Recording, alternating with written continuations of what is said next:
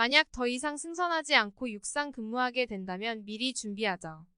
5년간의 해상 생활을 마치고 2년 동안 육상 생활을 하게 되었습니다.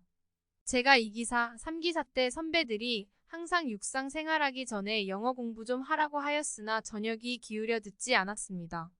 속으로 일하기도 힘든데 저녁에 디빅스 봐야 하는데 언제 공부하냐고 말입니다.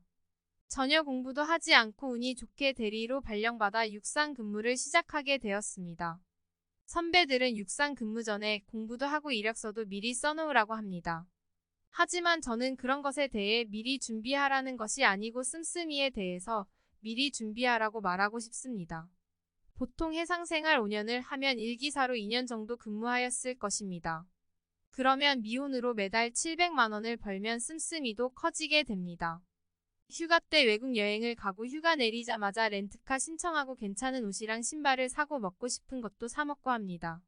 저는 그런 씀씀이에 대해서는 많이 아꼈습니다. 매달 20만 원씩 모아서 휴가 때 그 돈만 사용하였습니다. 하지만 간과한 것이 있었습니다. 매월 기본적으로 내는 자동차 관련 비용 40만 원, 개인연금 34만 원, 각종 공과금 15만 원, 개인보험 30만 원, 주택 청약 50만 원이 고정으로 나갔다. 육상 월급이 350만 원인 저로서 매달 169만 원을 고정 지출로 나가야 하는 상황이었습니다.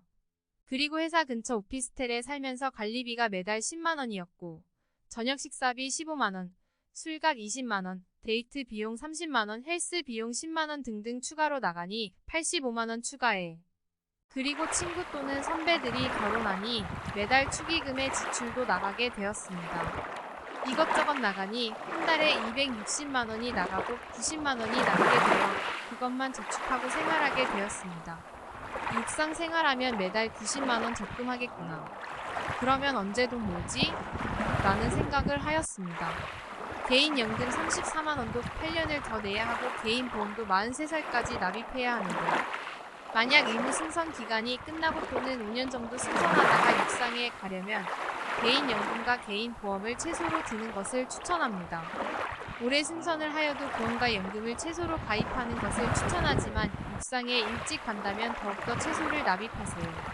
그래야 적금하고 투자할 자금이 나옵니다. 종잣돈이 있어야 투자를 할 것 아닙니까?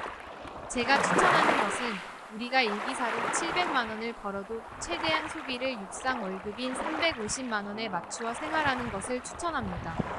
그래야 육상에 근무하면서 적금도 하고 마이너스 통장을 사용하지 않게 됩니다. 그리고 주니어 사관 때 또는 승선 근무를 하는 상태에서 결혼하면 와이프의 소비도 같이 줄여야 합니다. 부부는 어차피 공동체이므로 한 명만 줄여도 시너지가 전혀 없습니다. 부부가 같이 줄여야 합니다. 예로 매월 700만 원으로 생활하다가 갑자기 350만 원으로 생활하면 답답할 것입니다. 매월 350만 원을 저축하는 집은 그나마 생활비가 펑크날 일은 없지만 매월 200만 원을 저축하는 집은 매달 생활비 150만 원이 펑크가 나니 보험이든 연금이든 깨야 할 것입니다. 이런 불상사가 없기 위해서는 필히 육상 근무하기 전에 소비를 육상 근무에 받는 돈으로 생활을 할 수 있도록 적응해야 합니다.